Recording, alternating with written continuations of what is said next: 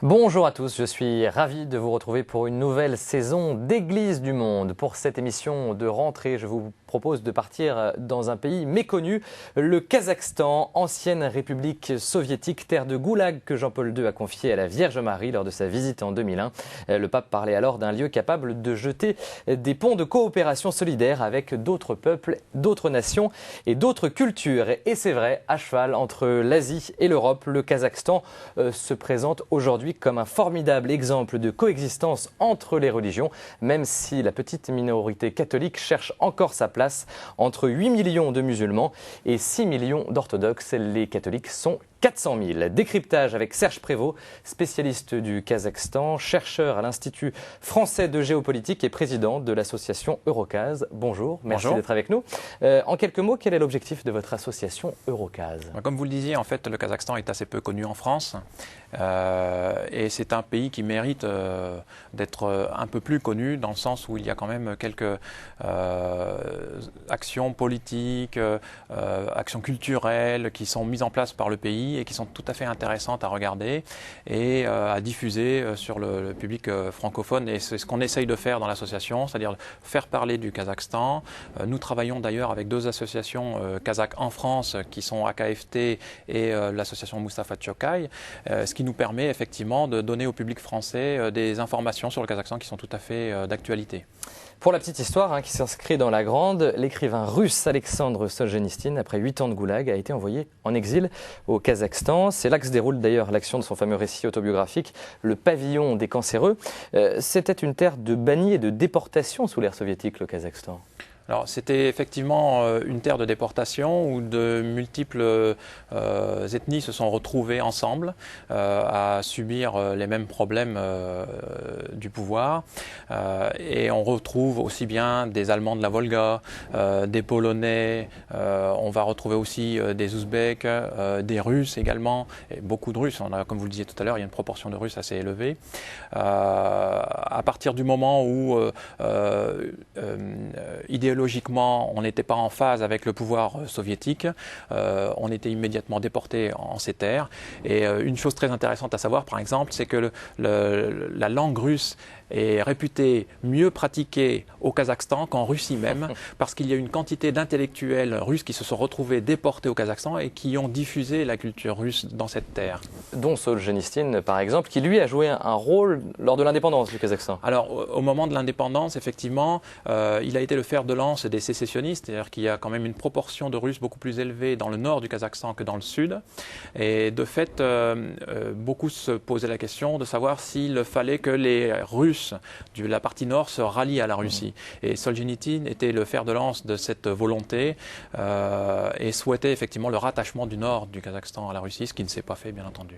Tout de suite, Serge Prévost, coup de projecteur sur la toute petite communauté catholique du pays qui compte seulement 80 prêtres, des prêtres essentiellement occidentaux. Sur place, François Lespèce a rencontré l'un d'entre eux. Reportage. Le père Roland est chanoine de l'abbaye de Saint-Maurice en Suisse. Parlant couramment russe, il a été appelé ici pour seconder l'évêque d'Astana, capitale du Kazakhstan.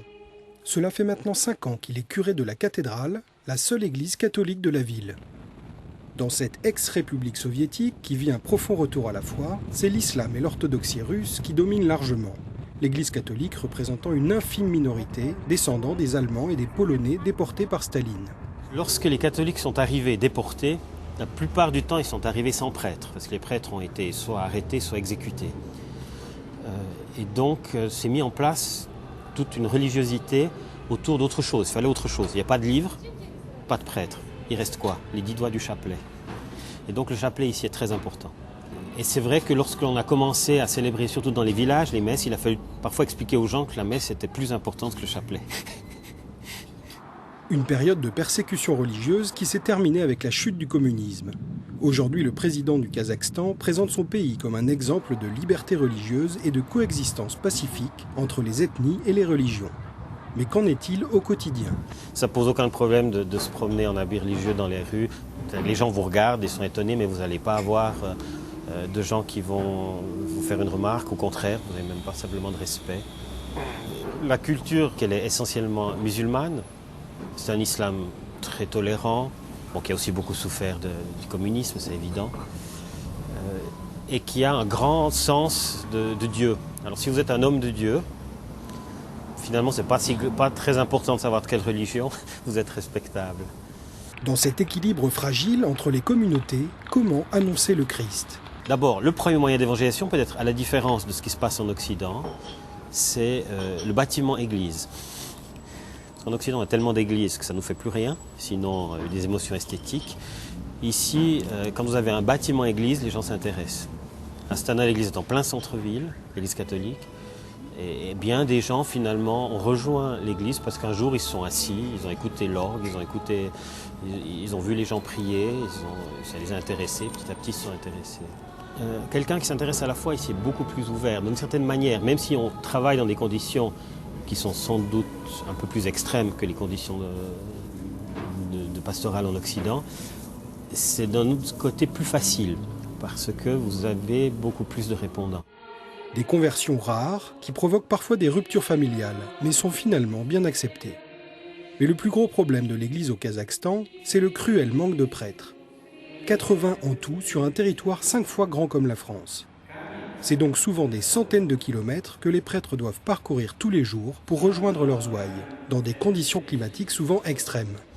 Dès qu'il commence à pleuvoir, les routes sont impraticables. En hiver, soit vous avez un gel qui peut aller jusqu'à moins 40, soit vous avez des tempêtes de neige où vous ne pouvez plus rouler, qui sont même relativement dangereuses. Alors, je pense que c'est une difficulté. Il y a un côté aventure qui est évidemment sympathique, mais c'est une des difficultés réelles, c'est les kilomètres à faire. Dans ces conditions extrêmes, c'est bien la prière qui soutient la ferveur de la petite communauté catholique. Pour preuve, le diocèse a instauré dans la cathédrale l'adoration perpétuelle du Saint-Sacrement.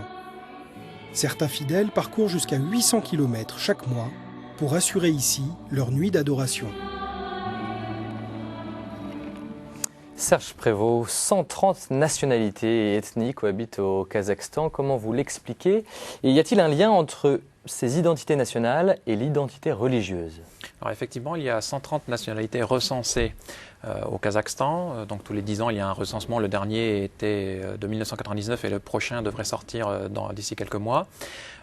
Et parmi ces 130 nationalités, un Français serait surpris de voir qu'il ne connaît pas la moitié de ces nationalités.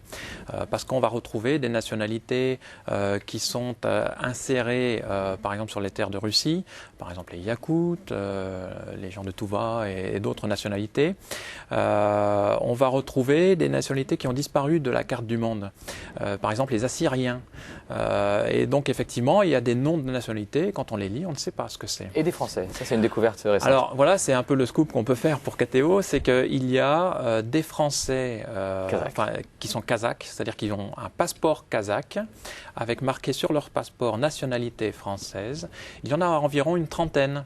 Et là encore, ce sont des gens qui, comme peut-être les Allemands, les Polonais ont subi en fait les déportations et se sont tous pendant retrouvés la Seconde Guerre mondiale. Voilà, au niveau de la Seconde Guerre mondiale et parfois avant même, et se sont retrouvés tous ensemble sur les terres du Kazakhstan. Quel est le lien entre identité nationale, ces identités-là, et l'identité religieuse au Kazakhstan? Alors en fait, l'ethnie kazakh a été islamisée au 8e siècle après Jésus-Christ et aujourd'hui, même si l'islamisation a été lente et on considère que l'islamisation n'a été complétée qu'au 18e siècle par des missionnaires tatars, envoyés d'ailleurs par les tsars de Russie,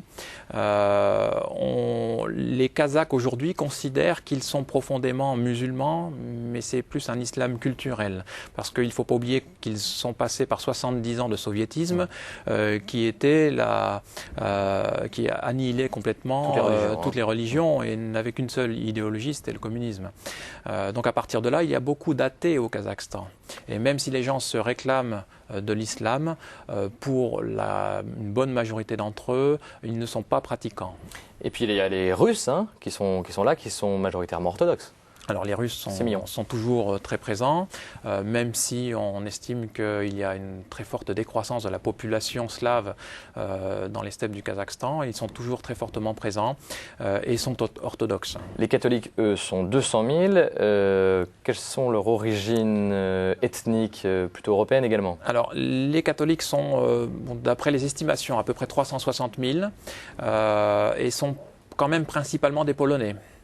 Allemands également? Alors il y a les Allemands, mais les populations allemandes ont fortement décru, étant donné qu'ils ont été appelés par l'Allemagne au moment de la réunification, avant l'indépendance d'ailleurs. Et donc effectivement, ce sont des gens qui pratiquent la foi catholique. On l'a entendu dans le reportage de François Lespès, le président kazakh Nazarbayev met en avant ce dialogue entre les religions. Le pays se présente d'ailleurs souvent comme un exemple de coexistence entre les religions et les cultures. Quelle est l'importance de ce dialogue entre les religions dans le développement et l'équilibre du pays?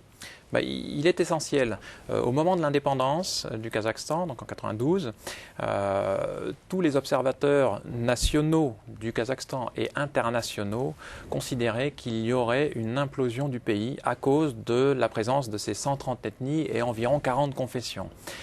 Personne ne voyait d'issue favorable à la constitution de ce nouvel État. Pourtant, 20 ans après, pratiquement, presque 20 ans, on n'a vu aucun conflit ethnique et on n'a vu aucun conflit religieux dans les steppes. Et ça, c'est quelque chose de fondamental. Le président lui-même considère que sans stabilité interethnique et sans stabilité interreligieuse, il n'y aura pas de développement du pays. Et donc il a mis en place un certain nombre d'actions qui ont permis de maintenir cette stabilité sur les steppes et qui ont été favorables au développement du pays. Dans ce contexte, comment sont perçus les catholiques en quelques mots avant de passer au second reportage? Comme le disait le vicaire d'Astana sur votre reportage, il y a dans l'ensemble une bonne perception des gens qui ont la foi, des gens qui croient en Dieu. À partir du moment où on croit en Dieu, il n'y a aucune raison d'être mis à l'écart. Moi j'ai reçu une fois un témoignage d'une catholique polonaise qui a été invitée à prier dans une mosquée. Alors elle disait, écoutez, je suis catholique, je ne suis pas musulman. Les gens lui ont dit, non, venez avec nous, venez prier avec nous. Ils sont allés ensemble dans la mosquée, même s'il était une femme, elle a pu rentrer dans la mosquée et prier avec eux. C'est là l'islam très tolérant que l'on peut trouver au Kazakhstan, qui est un exemple que l'on trouve à très peu d'endroits ailleurs.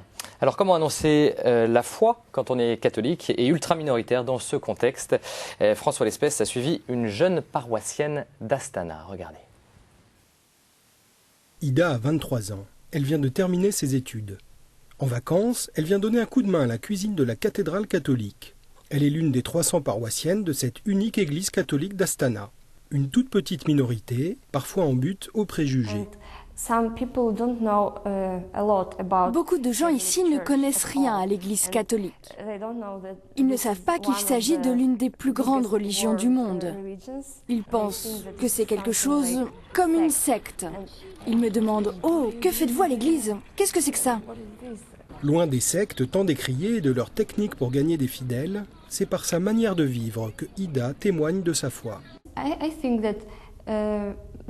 Je pense que le meilleur moyen de montrer aux autres ce qu'est Dieu, c'est de vivre comme Dieu nous l'a appris.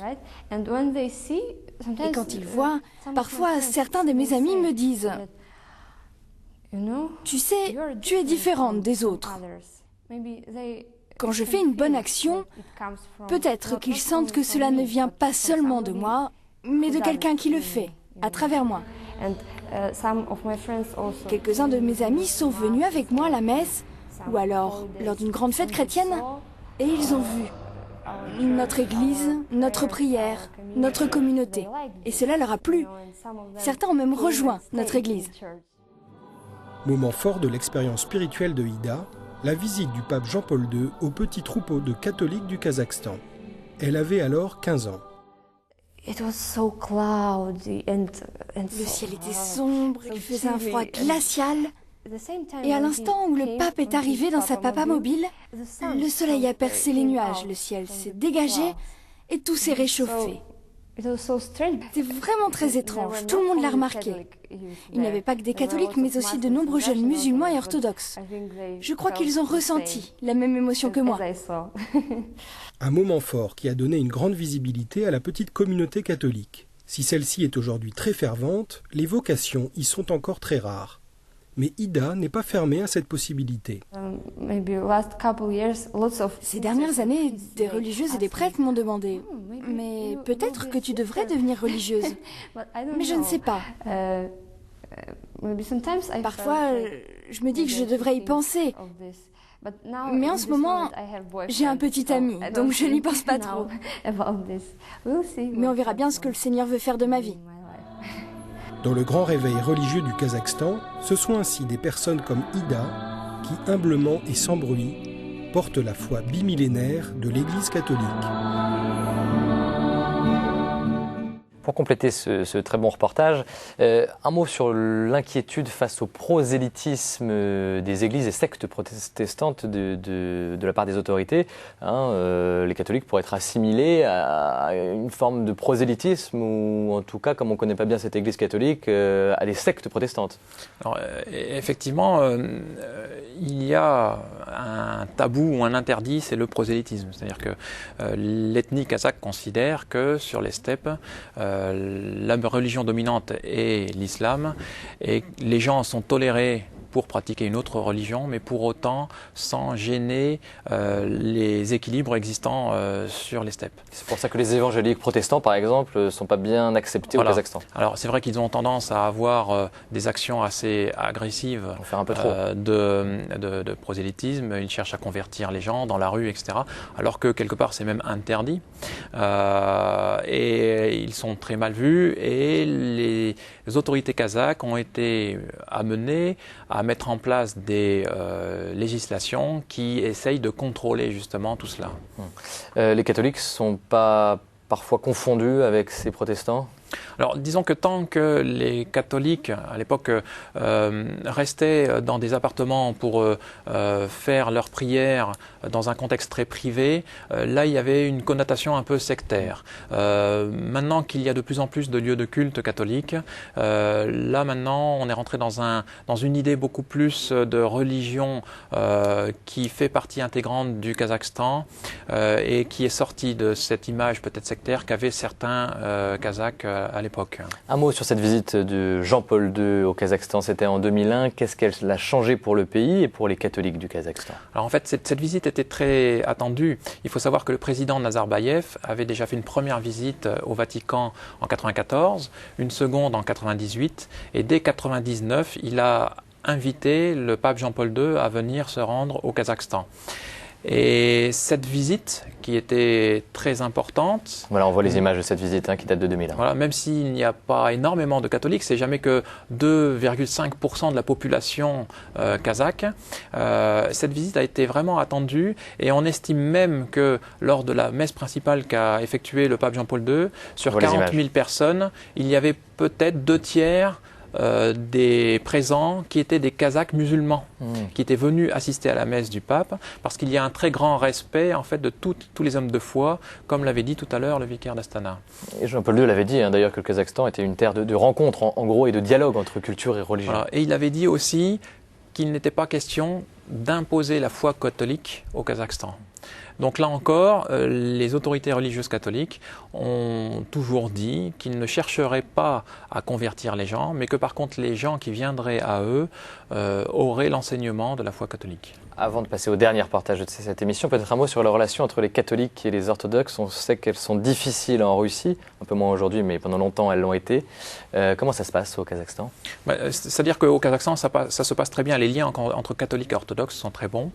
Il est vrai que, par exemple, en 1999, lorsque le pape Jean-Paul II a organisé l'Église au Kazakhstan en 4 administrations apostoliques, il y a eu une réaction assez vive des autorités orthodoxes de Moscou.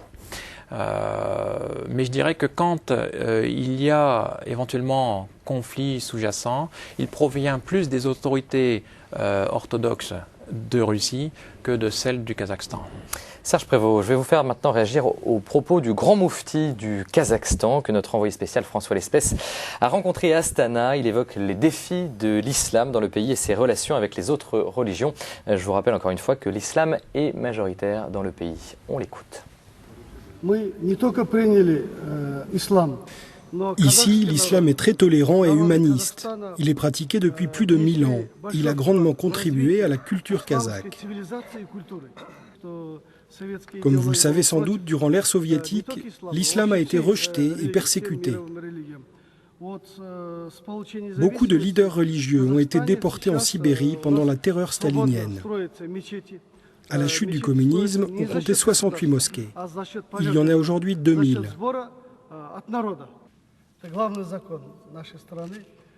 La constitution actuelle du Kazakhstan sépare l'État de la religion.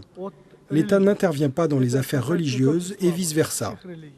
L'islam défend aux religieux de s'engager dans un rôle politique.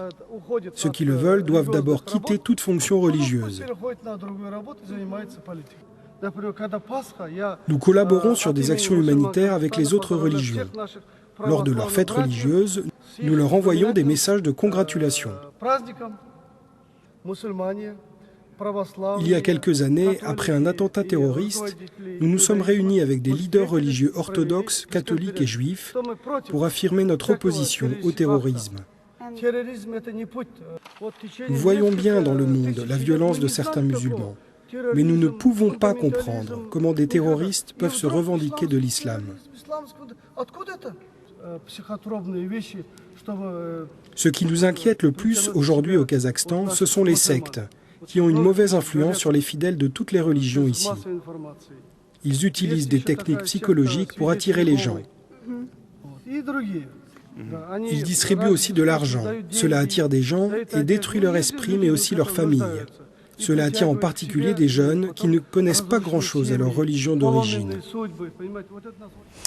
Qu'est-ce que vous pensez de ce que dit cet imam, ce grand moufti du Kazakhstan? Alors le grand moufti a absolument raison dans ce qu'il dit, c'est qu'effectivement il y a des témoignages de gens qui disent avoir reçu de l'argent ou parfois des permis de travail dans des pays étrangers pour faire du prosélytisme et essayer de convertir des gens à leur foi. Et c'est vrai que ça a profondément déstabilisé le pays à un moment où il y avait un vide spirituel, c'est-à-dire tout de suite après l'indépendance, dans les débuts des années 90, il y a eu un vide spirituel et les gens se sont cherchés. Un État n'est stable qu'à partir du moment où effectivement il y a une stabilité religieuse également. Donc il y a un travail qui est mené en commun avec administration et autorité religieuse pour arriver à cette stabilité. Ce grand moufti évoque également le dialogue entre les religions dont on a parlé au début de cette émission, avec un rendez-vous récurrent au Kazakhstan qui organise un congrès mondial des religions traditionnelles.